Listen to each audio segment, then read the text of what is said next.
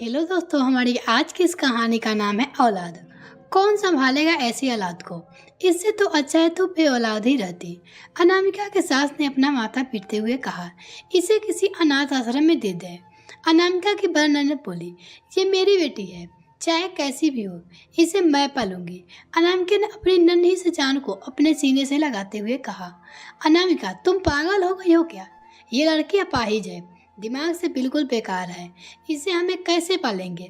अनामिका के पति सौरभ ने कहा, तुम इसके पिता होकर ऐसे बोल रहे हो, मुझे तुमसे ये उम्मीद नहीं थी। अनामिका ने कहा।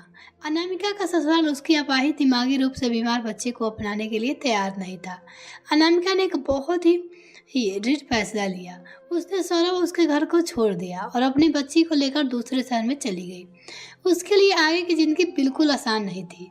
अपनी बच्ची गौरी को वही अकेले छोड़ के नहीं जा सकती, इसलिए उसने घर बैठे काम करने का फैसला किया।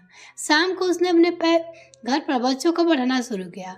सुबह उसने टिफिन सिस्टम शुरू किया, जिसने उसके पास ऑफिस के अपने टिफिन भिजवाना शुरू किया। साथ ही साथ उसने ऑनलाइन कंटेंट राइटर का कार्य भी शुरू किया। वो हर शनिवार का इतवार अपनी बेटी को शहर जाने माने मनोचिकित्सक और फिजियोथेरेपिस्ट के पास लेकर जाती। अनामिका की मेहनत और ईश्वर के आशीर्वाद गौरी ने 7 साल में ही उम्र में धीरे धीरे चलना आरंभ कर दिया। वैसे तो उसका दिमाग उम्र के हिसाब से ही काम कर रहा था, पर अनामिका की मेहनत से वो सब अपने रोजमर्रा में निजी काम स्वयं कर लेती थी। अनामिका का पूरा जीवन उसकी बेटी गौरी के इर्द गिर्द ही घूमता था। उसकी गौरी को स्पेशल स्कूल में भी दाखिले दिलवाया। अनामिका गौरी के मेडिकल खर्चा पूरा करने के लिए दिन रात लगी रहती। उसकी टिफिन बहुत प्रचलित हो गया था। देखते ही देखते उसने खाना पीने का व्यवसाय रूप में देने का निर्णय किया। सरकार से लोन लेकर छोटा सा एक बुक कैफे खोला। धीरे धीरे वह प्रचलित हो गई। इधर गौरी भी धीरे धीरे बड़ी होने लगी। उसकी टांग में हर माह सुधार होने लगा। अनामिका अपनी कैटेगरी भी संभालती और गौरी की पढ़ाई लिखाई थेरेपी का भी ख्याल रखती। गौरी को भी पूरी दुनिया जैसे अनामिका ही होती थी। उसकी एकमात्र सहेली थी जो उसके संग हंसती मुस्कुराती नाचती गाती रहती थी। समय का पहिया तेजी से घूम रहा था।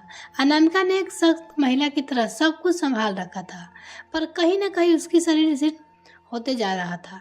अपने दिमाग पर अत्यधिक बोझ लेने के कारण 35 साल की उम्र में ही वह मानसिक रूप से बहुत तनावग्रस्त रहने लगी। उसके दिमाग से नसें संकुचित होने लगी थी, पर इसकी भनक भी उसकी गौरी को नहीं पड़ने दी। आज गौरी 25 साल की हो गई है, एक मल्टीनेशनल कंपनी में कार्यरत है, आम इंसान की तरह जीवन जी रही है।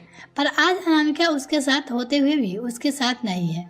50 साल में वो धीरे धीरे अपनी याददाश्त खोती जा रही थी। माँ, आज आप क्या खाओगे? गौरी प्यार से पूछती है। खाना?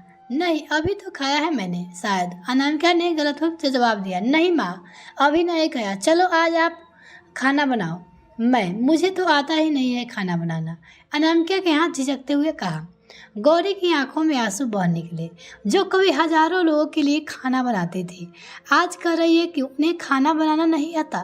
कभी कभी अनामिका की तबीयत को लेकर गौरी भगवान से लड़ पड़ती थी। मेरी माँ ने कितने दुख सहन किए, कितनी कुर्बानियाँ देकर मुझे एक नॉर्मल जिंदगी दी, और आज जब मैं ठीक हूँ तो वो नॉर्मल लाइफ नहीं जी पा रही है। क्यों भगवान, क्या कमी रह गई थी? पर मैं भी हार नहीं मानूंगी। माँ को लेकर उसकी नॉर्मल जिंदगी लौटाकर ही रहूंगी। जहाँ वो कुछ पल सुकून सुख के शांति गुजार सके, मैं उनकी परछाई बनकर हमेशा उनके साथ खड़ी रहूंगी। गौरी ने ठान लिया कि वह अपनी माँ को कुछ नहीं होने देगी। उसने दिन रात एक करके अपनी माँ को देखभाल की। उसके एल्जर्स बढ़ती बीमारी को रोकने के लिए दिन रात अनामिका को दिमाग की कसरत कराती, उसके साथ दिमागी खेल खेलती, पुरानी तस्वीर दिखाकर अनामिका की याददाश्त को दुरुस्त रखने की कोशिश करती। देखो गौरी, अभी नहीं तो कभी नहीं। अब निर्णय तुम्हें लेना है कि शादी करके मेरे साथ अमेरिका सेटल होना है या फिर यहीं अपनी माँ की सेवा करनी है। एक खूबसूरत जिंदगी तुम्हारा इंतजार कर रही है। माँ को किसी अच्छे हॉस्पिटल में एडमिट कर दो और समय समय पर फीस भरती रहो। अपना भविष्य क्यों खराब कर रही हो? गौरी के प्रेमी प्रतीक ने कहा। मेरी जिंदगी तो वही है प्रतीक, जहाँ मेरी माँ है। उनके बिना जीवन में सोच भी नहीं सकती। आज मैं कुछ भी उनकी मेहनत की वजह से हूँ। अपनी माँ की परछाई बन के उनके साथ पूरी जिंदगी रहूंगी। तुम जाओ और अपनी जिंदगी जियो। भगवान न करे कि कभी तुम पर ऐसा वक्त आए, क्योंकि तुम्हारी औलाद तुम्हारी ही तरह खुदगर्ज होगी। इसे मैं गिल्टी लेती हूँ। गुड बाय प्रतीक। गौरी उठ के वहाँ से चल दी। अपनी माँ को ठीक रखने के लिए गौरी हर संभव प्रयास कर रही थी। नियमित दवाइयों से और गौरी की प्यार भरी देखभाल से अनामिका धीरे धीरे ठीक होने लगी। अब वो बहुत हद तक एक नॉर्मल जिंदगी जी रही थी। आज वो दोनों एक दूसरे के साथ है, एक दूसरे की शक्ति बनकर रहती है, एक दूसरे के हर दुख तकलीफ में एक दूसरे का साथ देती है। अनामिका ने अपना पूरा जीवन गौरी को ठीक करने में निकाल दिया और अब गौरी ने भी अनामिका की परछाई बनकर उसके जीवन के अंतिम प्राप्त उसके साथ रहने की कसम खाई है। माँ और बेटी का रिश्ता जीवन के हर रिश्ते से बड़ा होता है, क्योंकि इस रिश्ते में गिले शिकवे मन मुटाव को ही नहीं रख सकता, क्योंकि यह रिश्ता दिल से दिल का होता है।